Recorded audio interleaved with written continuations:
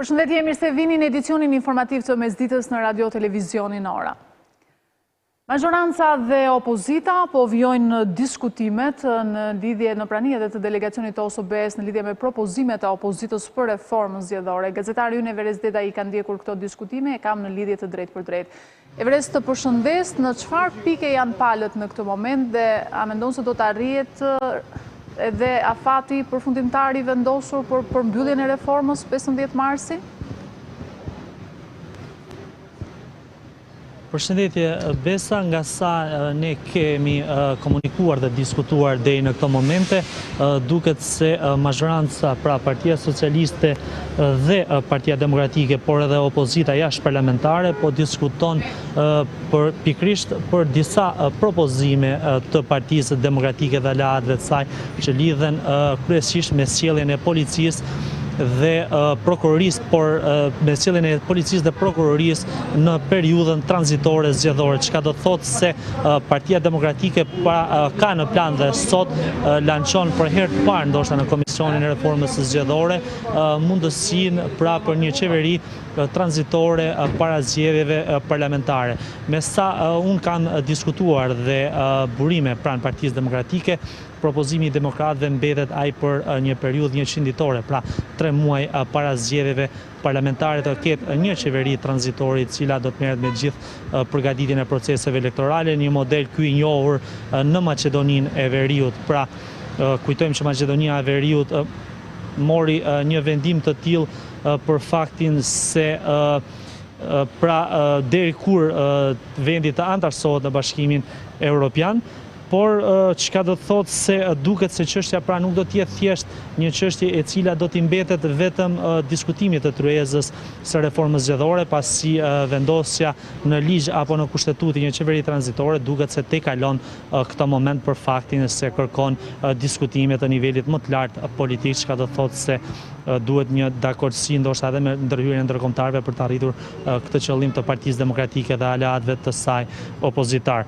Gjithashtu sot është zoti Basha ka takuar më herët pra në orët e para ditës sot me ambasadorin e Bashkimit Evropian në Tiranë, zotin Soreka, ku tha se ka diskutuar pikërisht për situatën politike dhe për zgjedhjet e parakohshme. Zoti Basha tha se Partia Demokratike nuk tërhiqet nga kërkesa për zgjedhje me qeveri tranzitore, zgjedhje parakohshme me qeveri tranzitore dhe jo vetëm zgjedhje politike pra parlamentare, por edhe zgjedhje vendore. Ndjekim një prononcim të zotit Basha, i cili dha për gazetarën në fund takimit. Gjithë betejë jonë është që zgjedhjet e parakohshme të bëhen sa më shpejt dhe shqiptarëve t'u rikthehet mundësia të zgjedhin me votë institucionet e tyre, duke filluar me parlamentin, me bashkitë e vendit. Kjo është rruga vetëm për të ndalur krizën politike, për të ndalur gremisjen e vendit, për t'i dhënë shqiptarëve mundësinë të zgjedhin qeverisjen e tyre dhe një qeverisje që t'ju shërbejë dhe t'ju ofrojë më shumë mundësi ekonomike, punësimi, që të rrinë, të ndërtojnë jetën e tyre këtu e jo të largohen. Gjithçka që po shohim sot në të vend, bjerrja e shpresës, kriza ekonomike është produkt i krizës politike, e cila në fakt emrin ja ka vënë vetë i pari qeverisë. Kriza politike është prodhuar pikërisht nga mentaliteti i KÇK-s, sepse KÇK-ja sot në Shqipëri është qeveria, është kryeministri dhe veglat e tij në pushtet. Zgjedhjet parakohshme parlamentare në një ditë me zgjedhje vendore kushtetuese nuk janë çështje dëshire. Ju e pat raportin e Odirit. Ju e shikoni situatën në Bashkitë e Vendit. Ju shikoni kryebashkiakët me rekorde kriminale, falimentimin total të pushtetit vendor, dorëzimin total të shtetit para krimit, para padrejtësisë, papunësisë, krizën ekonomike. Pra nuk është lista dëshirave të Lulzim Bashës apo të Partisë Demokratike. Është thirrja çdo shqiptari që ta nxjerrim vendin nga kjo krizë, që të bëhemi bashkë për ta nxjerrë vendin nga kjo krizë, dhe kjo kalon vetëm duke i dhënë shqiptarëve mundësinë të zgjedhin qeverinë, parlamentin dhe kryebashkiakët që duan ata të zgjedhin me një proces të lirë dhe të ndershëm zgjedhor. Kjo është betejë. Pa u zgjidhur kjo, vendi nuk do të bëjë dot përpara. Ndaj i gjithë fokusi ynë është që edhe procesin e integrimit evropian të vendit, edhe procesin e zgjidhjes krizës politike, ashtu siç i ka parashikuar Bundestagu gjerman, ti kalojmë përmes reformës zgjedhore dhe zbatimit të kësaj reforme zgjedhore që do të thotë zgjedhje të lira dhe të ndershme. Aksioni I ditëve të fundit I operacionit anti-KCK ka shkaktuar debate në kuvent mes Ministrit të Brendshëm dhe deputetëve të opozitës. Gazetaria Fiorella Beleshi po ndjek punimet e kuvendit dhe unë kam në lidhje të drejt për drejt. Fiorella, të përshëndes, cilat kanë qenë akuzat e opozitës në lidhje me këtë aksion? Përshëndetje Besmira, ka qenë kjo një interpelancë urgjente e thirrur nga deputetët e opozitës ndaj Ministrit të Brendshëm Sandër Leshi për situatën e krimit në vend dhe për operacionin Forca e Ligjit. Në këtë seancë, në këtë interpelancë, deputeti I opozitës ka kërkuar për të dhënë shifra nga ana e zotit Leshaj për situatën emergjente të krimit, por Ministri I Brendshëm zoti Lesha nuk e ka quajtur një situatë emergjente krimi në vend, pasi sipas tij në 10 vitet e fundit ne kemi një ulje të krimit dhe kemi rezultate mjaft të kënaqshme sipas tij nga ana e policisë së shtetit, ndërkohë që ai ka deklaruar gjithashtu edhe për mbjelljen e kanabisit për kultivimin dhe për eksportin e tij, sipas tij kanabisin në Shqipëri kultivohet për të eksportuar drejt Italisë, por gjatë 2019 kemi pas 600% më pak, tha zoti Leshi në interpelancë. Ndërkohë, një tjetër pikë e kërkuar dhe debatuar ishte edhe lajmi që doli në mediat kosovare për sa I përket gazit lojësiellës I sjell nga policia e Kosovës drejt Shqipërisë gjatë kohës së protestave të opozitës. Zoti Leshi ka pranuar që gazi ka ardhur në Shqipëri nga ana e Kosovës, por nuk është përdorur, pasi sipas tij është përdorur vetëm gazi lojësiellës I cili ka mbetur ka qenë rezervë në policinë e shtetit që nga qeveritë më parshme.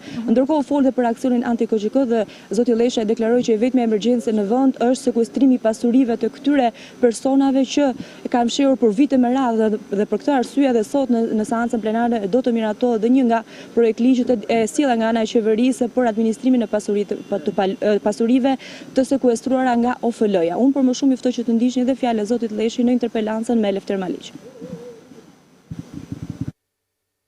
Volumi I madh I punës së policisë shtetit, organeve të realizbatuese nuk ka gjetur rezonancën e duhur nga sistemi gjyqësor në vend. Ju e përmendet atë shqetësimin sepse janë liruar të dënuar me burgim përjetshëm, sigurisht ajo pyetje nuk është për mua, nuk është as për qeverinë. Qeveria nuk liron. Qeveria është përgjegjëse për t'i çuar mbrapa, për t'i çuar në para sistemit drejtësisë.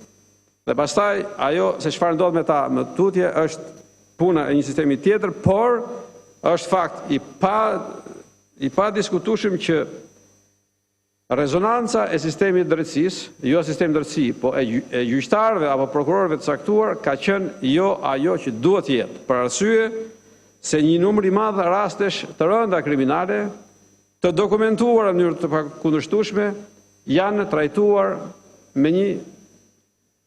me masa sigurimi krejtësisht papranueshme dhe është kjo arsye që qeveria u detyrua të marrë hapa të rëndësishëm për luftën kundër krimit të organizuar, ndërsi dhe aseteve kriminale të tij në veçanti, duke miratuar dhe paketën përkatëse e cila përmes aktit normativ, aktin normativ dhe një seri ndryshime tjera ligjore, të cilat synojnë pikërisht të ngushtojnë hapësirën e abuzimit të kujtdo. Ndërkohë, policia ka vijuar edhe këtë të mërkur me dërgimin e formularëve për persona të dyshuar si kontingjent kriminal dhe formularët e radhës janë dërguar Dritan Dajti dhe Xhevdet Troplinit. Dajti është I dënuar për veprat penale vrasje në rrethana të tjera cilësuese, mbajtja pa leje armëve luftarake, falsifikimi I dokumenteve dhe falsifikimi I vulave, stampave ose I formularëve dhe mbajtja pa të drejtë e uniformës së policisë. Në lidhje me këtë çështje kam në lidhje të drejt për drejt gazetarin Besar Bayraktari. Besar, të përshëndes. Përshëndetje, Besa. Sa është numri I formularëve që është dërguar deri më tani këtyre personave që janë subjekt I paketës anti-KCK?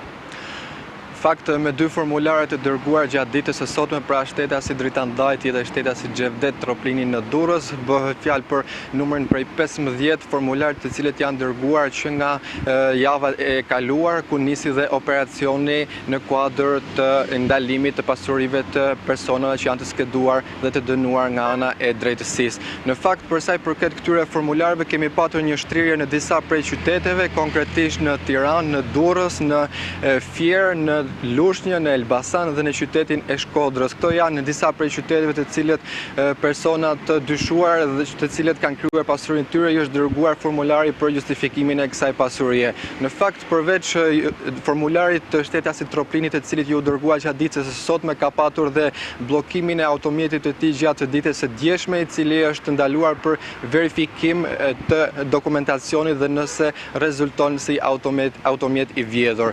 Në fakt, nga to 15 formular të cilët janë dërguar për të justifikuar pasurinë, 13 prej tyre janë dërguar në gjykatë në Prokurorinë e Posaçme Antikorrupsion, siç njihet ndryshe SPAK, ku ata kanë nisur dhe verifikimet, ku disa prej dosjeve në fakt janë dërguar dhe janë shpërndar prokurorëve për të hetuar, por nuk përjashtohet mundësia që një pjesë e këtyre formularëve të dosjeve të rikthehet në polici për hetime të mëtejshme, pasi një pjesë e tyre kanë qenë subjekti i hetimeve të ligjit antimafia më herët. Në fakt, SPAK ka dhe 6 ditë kohë për të dorëzuar në gjykatën e posaçme antikorrupsion për konfiskim pasurie të formularit të parë.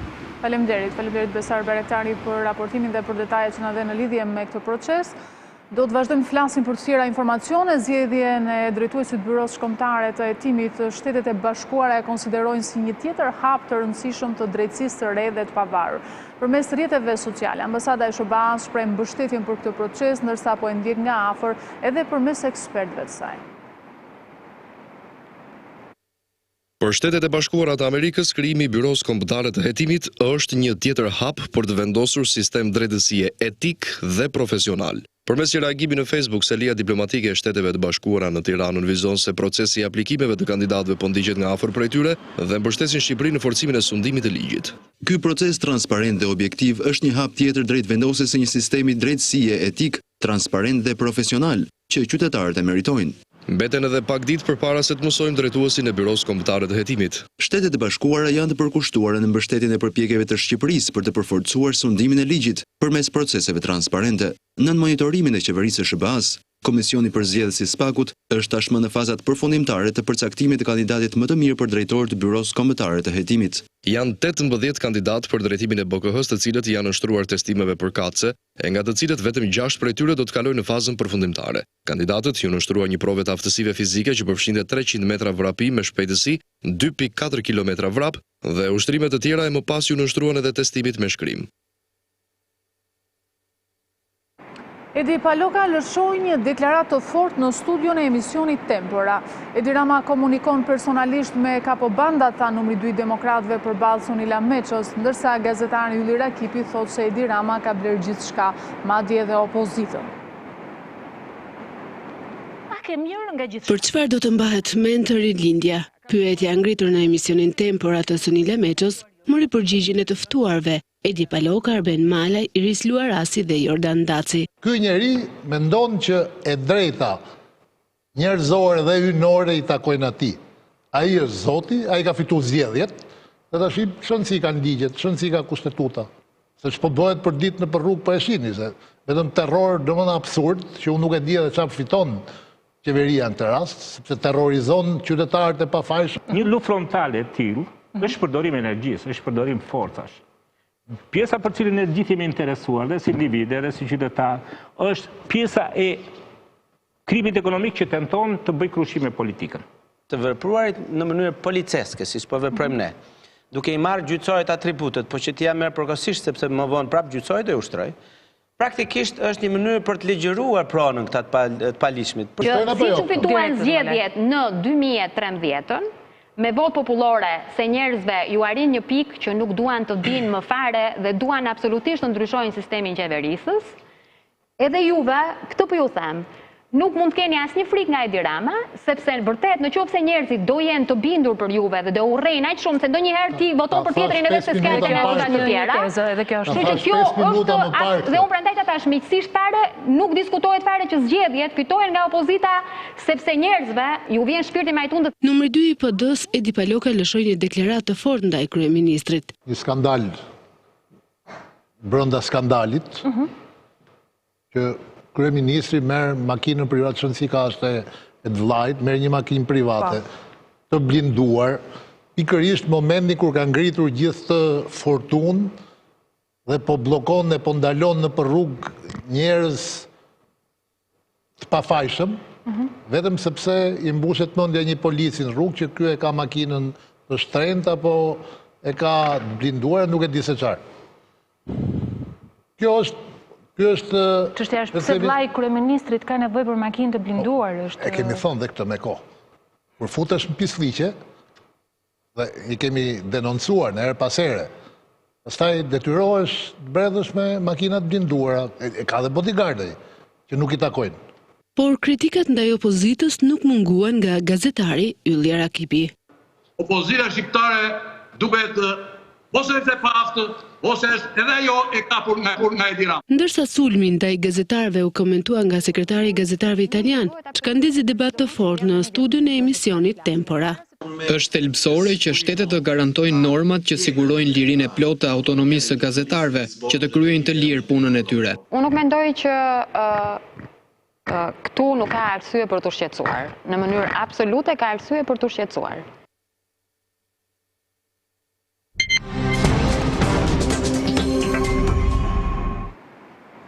Një mësues i shkollës së mesme artistike Jakov Xoxa në Fier është vënë në pranga nga policia me akuzën e ngacmimit seksual.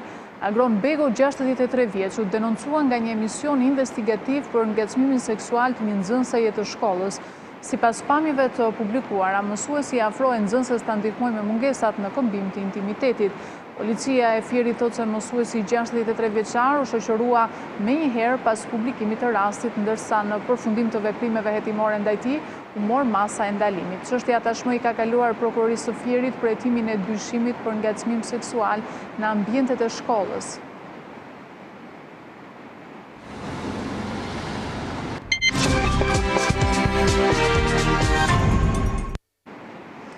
Pastrimi mbetet një problem në Sarand, jo vetëm gjatë muajve të verës, kur numri i banorëve aty apo edhe i turistëve disa fishohet për shkak të sezonit turistik.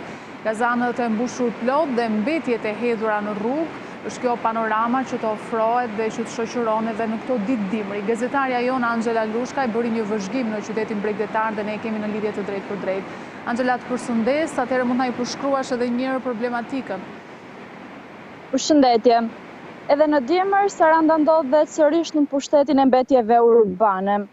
Për gjatë viteve të fundit, mbetjet urbane mbeten një problematik mjaft e madhe për gjithë banorët, por edhe për vizitorët që vinë në qytet. Firma kontraktore pranë bashkisë Sarandë nuk ka numrin e kazanëve të duhur për të hedhjen e mbeturinave, por gjithashtu nuk bën edhe pastrimin e tyre sa herë duhet. Ky problematik nuk është vetëm qytet, por edhe në fshatrat përreth. Në fshatin 6, vetëm rreth 2 kilometër larg qytetit, mbetjet urbane atje sipas banorëve pastrohen vetëm një herë në javë.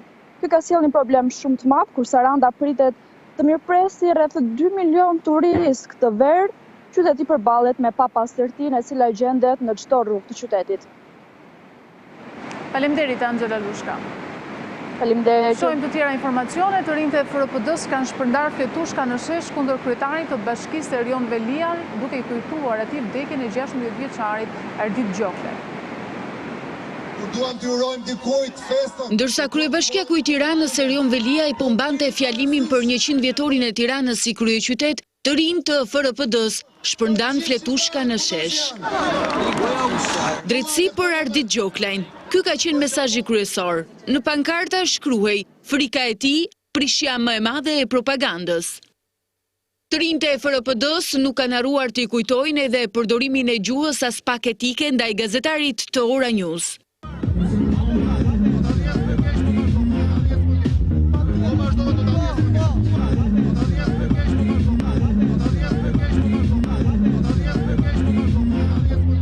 Kryebashkiaku Veliaj nuk ka preferuar t'i komentoj, duke anashkaluar si gjithmonë pyetjet që i drejtohen. Mund të na përgjigjesh gëzuar edhe ti?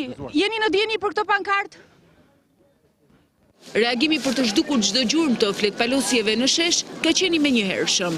Ende pa përfunduar festa, kanë mbërritur punojësit e pastrim gjelbërimit të angazhuar posaçërisht për heqjen e materialeve, edhe pse mjaft banorë të kryeqytetit kanë denoncuar raste kur mbetjet mbeten për javësh pa u hequr. Ardit Gjoklaj, i riu 17 vjeçar, humbi jetën në fush grumbullimin e mbetjeve urbane në Sharr, ndërsa kjo çështje ende nuk është zbardhur nga drejtësia.